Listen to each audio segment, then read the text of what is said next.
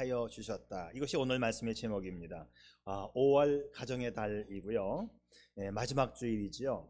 내가 행복하고 내가 행복해야 우리의 가정이 행복해야 하는데, 내가 행복하고 우리의 가정이 행복한 그 이유는 하나님께서 나를 선택하여 주셨기 때문입니다.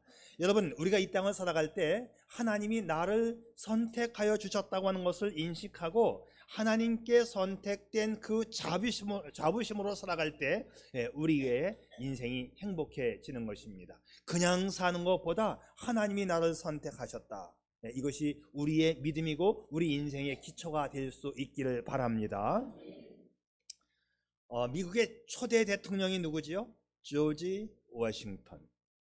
이 초대 대통령 조지 워싱턴은 어린 시절 병약한 시절을 보냈습니다.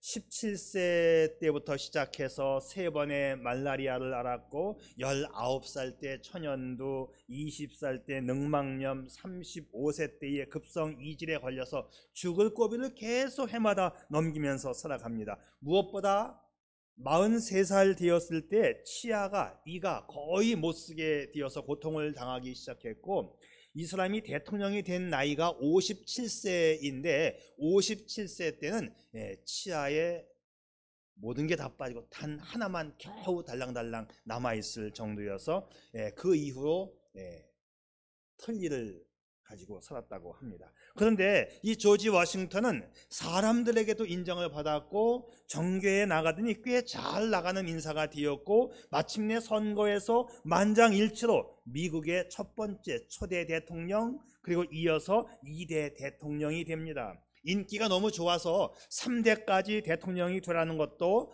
마다하고 미국을 잘 세워놓고 스스로 정계를 은퇴한 멋진 대통령이 됩니다. 이 조지 워싱턴이가 미국의 대통령이 되기 위해서 이제 집을 떠나갈 때, 어머니는 그 아들과 작별 인사를 하면서 어머니가 아들에게 이렇게 말을 해줬어요. 여기 보세요. 그래, 내 아들 조지야, 하나님의 복과 어미의 기도가 항상 너와 함께 있을 것이다. 일국의 대권을 어깨에 메려고 할 때에 어머니께서 심어준 믿음의 확신은 조지가 대통령을 하면서도 하나님을 의지하는 큰 힘이 되었던 것이지요. 이 조지는 하나님이 자신을 선택하여 주셨다고 하는 그 확신의 믿음을 가지게 됩니다.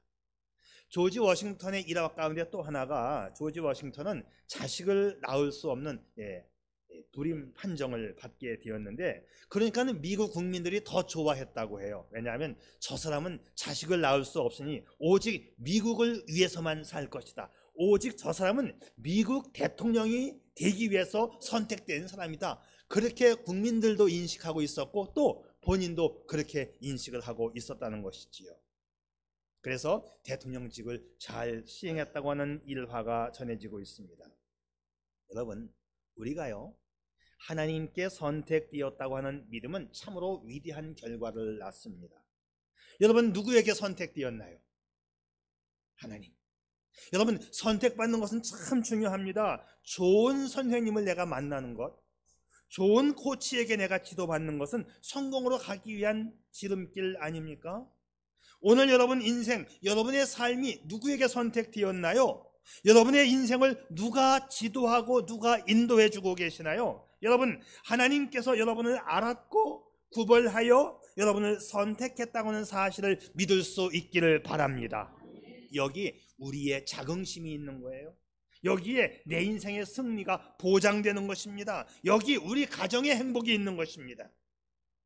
우리가 한평생을 살아가지만 능력 있는 삶을 살아가는 이유, 오늘 본문 말씀에 보니까 하나님께 선택된 내 인생에 대한 말씀이 오늘 본문 말씀 가운데 나오고 있습니다. 여러분, 세상으로 살아가고 나의 잘난 맛으로 살아가는 것이 아니라 여러분, 하나님께 선택된 그 믿음으로 살아갈 수 있기를 바랍니다. 그렇습니다. 하나님은요, 우리를 선택하셨어요. 일국의 대통령이 국무위원과 내각으로 임명을 하게 되면 거절하는 사람이 한 명도 없더라고요. 대통령이 선택하여 세워준 자리이기 때문에 직위가 보장되는 명예로운 직책이지요. 그런데 이 세상의 수많은 선택 가운데에서 가장 위대한 선택이 있다면 그것은 하나님께서 나를 선택하셨다는 것입니다. 오늘 본문에 보니까 여호와께서 예레미야에게 말씀하셔요. 내가 너를 복중에 짓기 전에 너를 알았고 내가 태에서 나오기 전에 너를 구별하였다. 이 구절은 사실 구원 예정설이라는 말 들어봤죠. 우리가 이미 구원받기로 예정되었다. 이게 장로교의 교리입니다. 구원 예정설. 그런데 이 구원 예정설을 말해주는 성경 구절인데요, 이 한 구절뿐만이 아니고 성경에는 구원 예정설에 대한 내용이 참 많이 나옵니다. 자, 나를 선택하신 시기가 언제예요?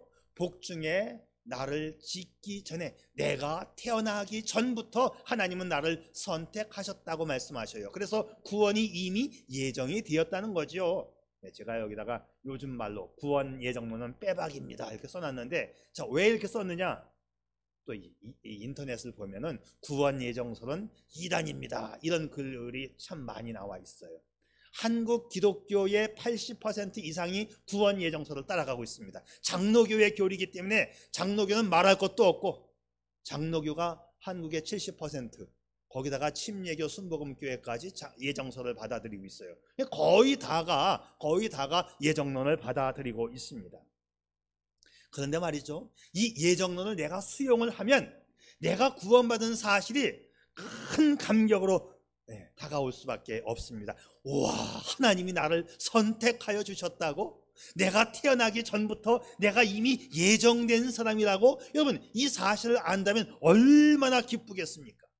그래서 구원 예정설은 칼빈이 만들어낸 어떤 이론이 아니고 성경에 있는 말씀을 정리해 놓은 거예요.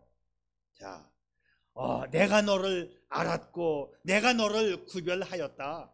이게 예정론입니다.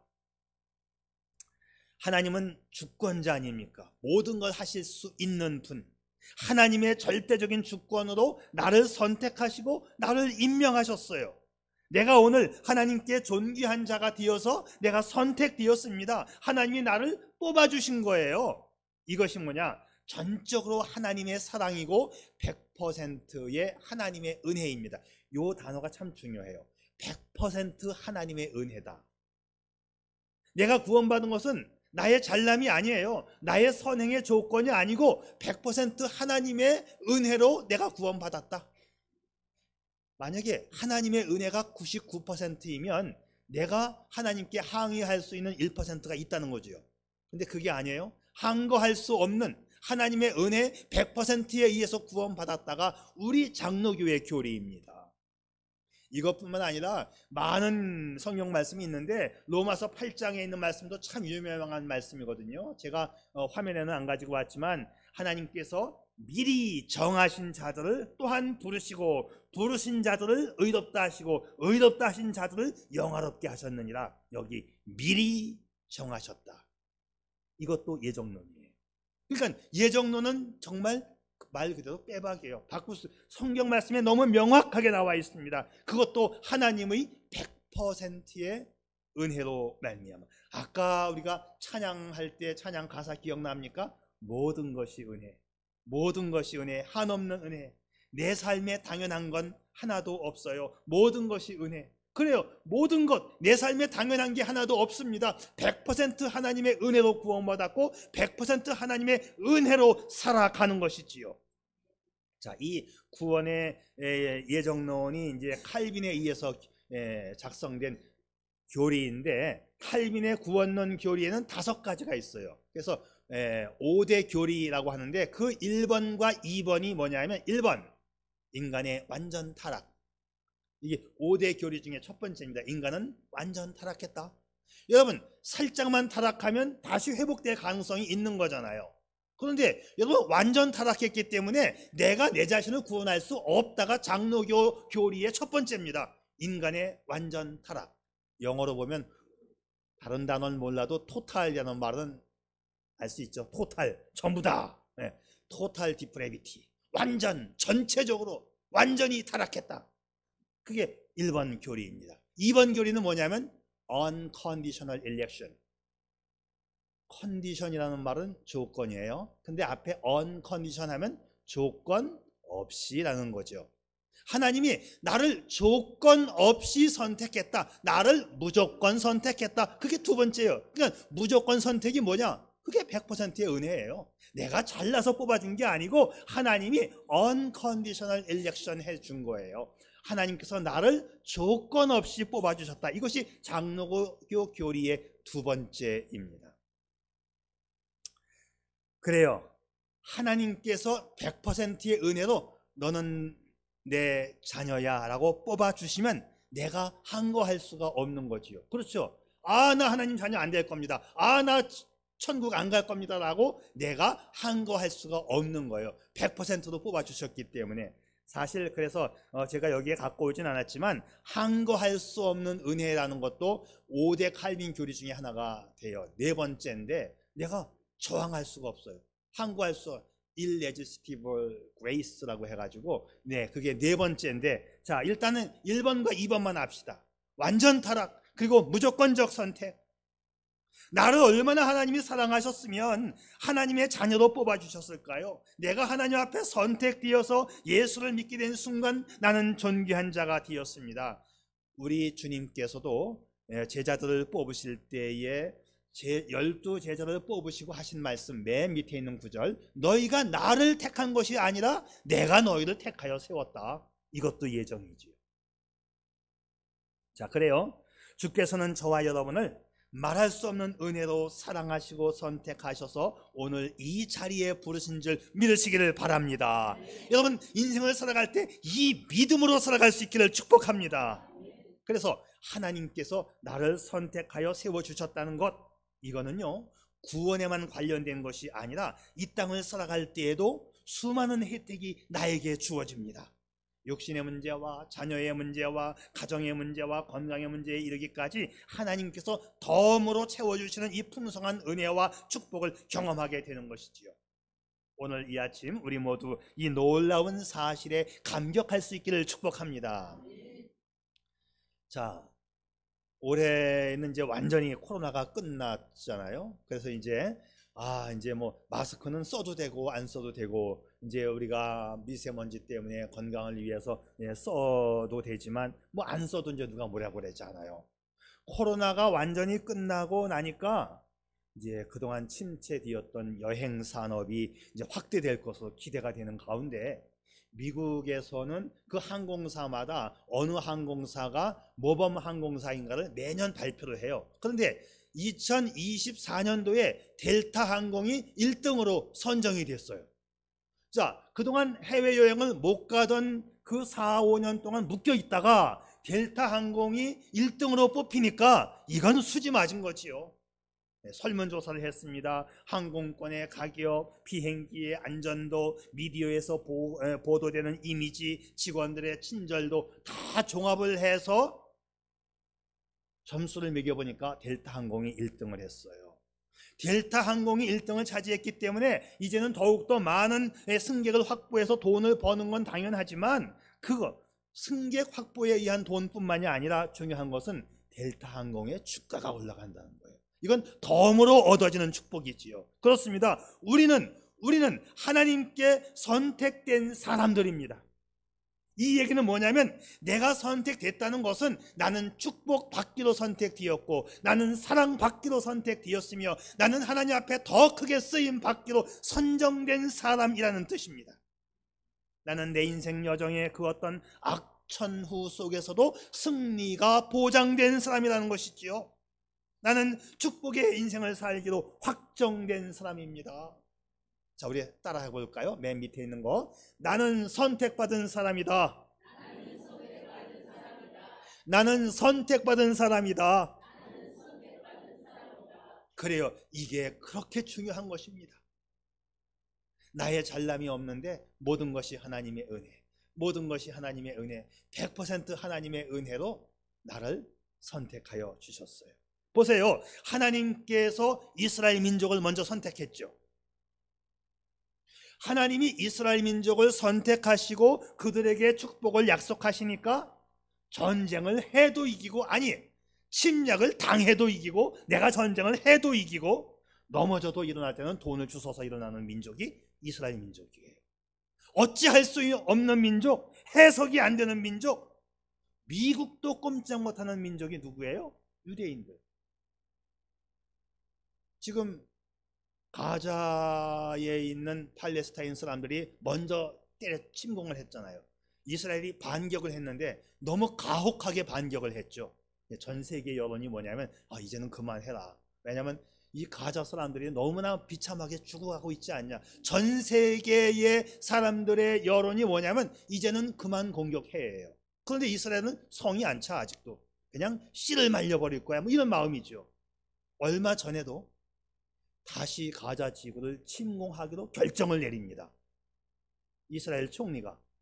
전 세계는 반대하는데 그러면 미국도 반대를 해줘야 될 거 아니에요. 전 세계의 여론에 의해서 미국은 말을 안 하고 있어요. 말을 안 하는 건 뭐지요? 더 때려 부셔, 그 뜻이거든요. 미국도 꼼짝 못하는 나라가 어디예요? 이스라엘. 하나님이 이스라엘 민족을 선택해 주니까 어찌할 수 없게 되는 거예요. 이거 참 이상한 거 아닙니까?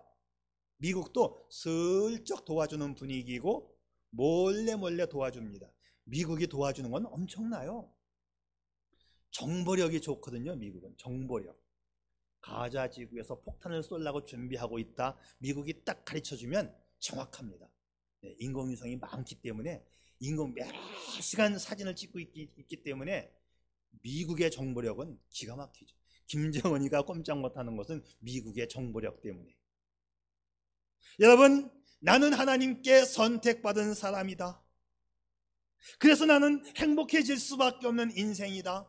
여러분, 이 믿음으로 살아갈 수 있기를 바랍니다. 이것이 우리의 자긍심이고 우리 인생의 행복의 보장입니다. 그런데 하나님은 계속해서 나를 선택했을 뿐만 아니라 계속해서 나와 함께 하여 주신다고 약속하십니다. 여러분, 인생은요 절대로 혼자 사는 존재가 아닙니다. 우리가 인생에서 가장 힘들다고 느껴질 때가 언제냐? 내가 혼자라고 느껴질 때, 나 홀로 버려진 것처럼 느껴질 때 사람은 우울해지고 소망이 사라지는 겁니다. 그런데 하나님은 나를 선택하신 곳에서 그치지 않고 영원토록 함께 하여 주신다고 약속을 하셨죠. 세상 끝날까지 너와 함께 하신다고 약속하셨습니다. 칼빈의 교리 가운데서 마지막 5번째 교리가 뭐냐면 성도의 견인이라는 교리가 있어요. 이게 5번째, 5번째인데 견인, 끝까지 견인하신다, 끝까지 인도하신다는 하나님의 은혜입니다. 성경에 보게 되면 야곱이 어머니의 사랑을 독차지한 거 여러분 알고 계시죠? 가정에서 엄마의 사랑을 받고 살다가 사랑하는 부모와 고향을 떠나 미지의 세계로 도망가야 하는 신세가 되었어요. 야곱이 난생 처음 부모를 떠나서 낯선 곳으로 도망가야 하는 상황에서 야곱이 겪어야 했던 이 상실감은 말로 표현할 수 없는 고통이었습니다. 모든 것이 무너지는 고통이었어요. 두려움, 불안감, 상실감, 외로움. 그래 이제 가야 할 곳이 외삼촌 집 하란이라고 하는 땅이 있어. 거기 외삼촌 집에 가면 널 맞아줄 거야. 갈 때라고는 한 번도 만나본 적도 없는, 알지도 못하는 외삼촌 이름 하나만 알고 외삼촌 집으로 갑니다.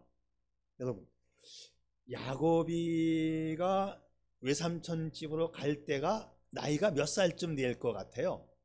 엄마의 치마폭에 살던 야곱이가 난생 처음 밖으로 나와서 혼자 외롭게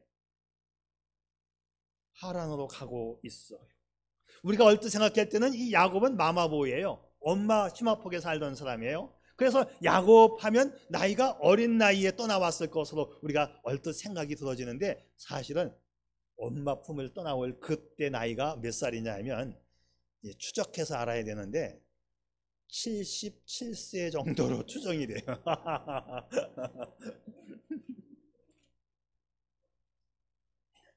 한 열 몇 살 될 걸로 알았죠. 네.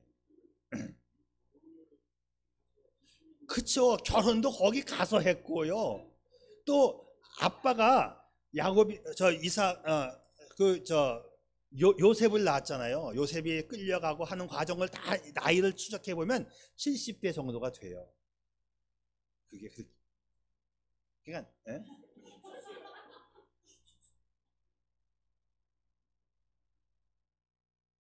여하튼 70년 동안 가정에서만 살았고 엄마 품에서만 살던 이 마마보이가 난생 처음 집을 나와서 들판에서 잠을 자게 됩니다. 그래서 노숙자의 원조가 누군지 아세요? 야곱입니다. 자, 야곱은 전혀 예기치 않은 장소에서 예기치 않은 시간에 들판에서 잠을 자는데 그때 꿈을 통해서 하나님을 만나게 되지요. 그 꿈은 이 불확실한 야곱의 미래에 소망을 안겨다 줍니다. 그때 하나님 하시는 말씀, 내가 너와 함께 있어. 하나님께서 함께 해주시겠다는 임마누엘 약속입니다. 모든 걸 잃어버리고 붙잡을 것이 아무것도 없는 상황, 불안과 두려움, 아무것도 의지할 대상이 없는 고독의 시면 속에 찾아오신 하나님 하시는 말씀, 내가 너와 함께 있어 줄게. 얼마나 힘이 됐을까요? 여러분, 이것이 우리를 향한 하나님의 약속임을 믿으시기를 바랍니다. 다윗도 인생의 고통을 많이 겪었죠. 하나님께서 다윗과 함께 하셨기 때문인데 사무엘하에 보게 되면 다윗이 어디를 가든지 여호와께서 이기게 하시니라는 말씀이 있어요. 이것 때문에 다윗이 성공했습니다. 우리 인생에도 헤쳐가야 할 수많은 일들이 산재해 있어요. 바로 같은 강한 대적도 있고 넘실거리는 파도를 넘어 홍해바다를 건너가야 하는 우리의 인생이기도 하고 산더미 같은 우리 인생 문제가 있습니다마는 여러분, 우리가 어디를 가든지 하나님께서 이기게 하여 주심을 믿으시기를 바랍니다. 이것이 우리의 행복입니다. 오늘 성경 말씀에도 두려워 말라, 내가 너와 함께하여 너를 구원하리라. 할렐루야. 이것이 우리의 행복이고 축복입니다. 우리가 부르는 늘 찬송처럼 이런 게 있죠.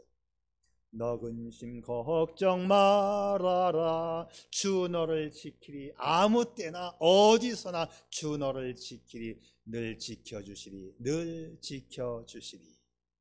하나님께서 나와 함께 하시며 지켜주시며 사랑하시겠다는 말씀입니다. 그러니까 우리는 아무 걱정 없어요. 근심 없습니다. 문제 없습니다. 왜? 하나님이 함께하여 주시기 때문이지요.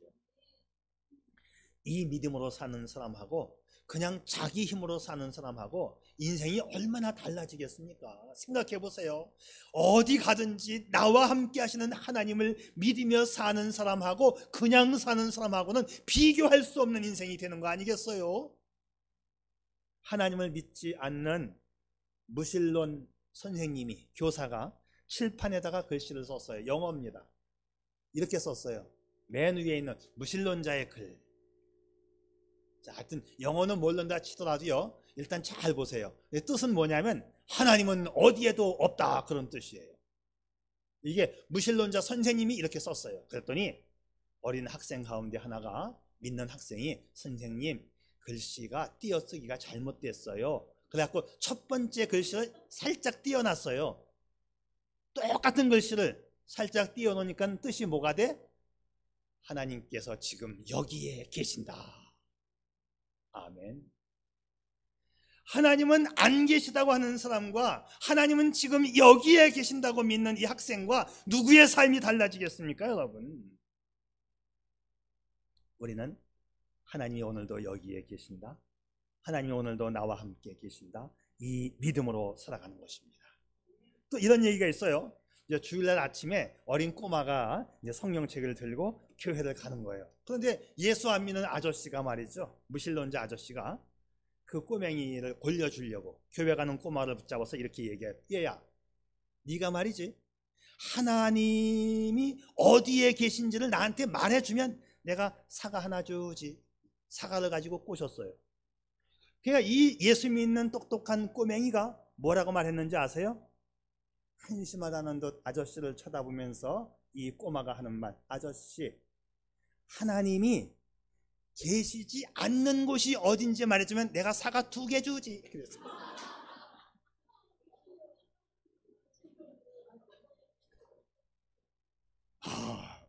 어느 교회 주일 학생인지 참 똑똑하죠.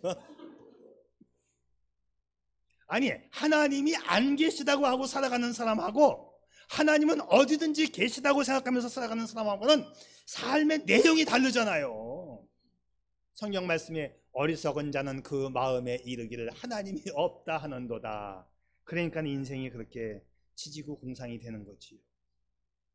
하나님과 함께 하나님의 능력으로 사는 사람과 애써 하나님이 계시지 않다고 우겨대면서 사는 사람과는 그 살아가는 과정도 다르고 결말도 다른 것입니다. 성경엔 또 이런 말씀도 있어요. 십자가의 도가 멸망하는 자들에게는 미련한 것이요 구원을 얻는 우리에게는 하나님의 능력이 됩니다. 할렐루야. 아멘. 그래서 우리 인생에 주님이 함께 계시면 문제가 없습니다. 주 떠나가시면 내 생명 헛되네 기쁘고 기쁘도다 항상 기쁘도다 나 주께 왔사오니 복 주옵소서. 아멘. 오늘 말씀은 우리에게 확신을 심어줍니다. 너는 두려워 말라 내가 너와 함께하여 너를 구원하여 주겠다. 네, 사랑하는 성도 여러분, 난 누굽니까? 나는 하나님께 선택받은 행복자입니다. 하나님께서 친히 함께해 주시는 소중한 존재입니다.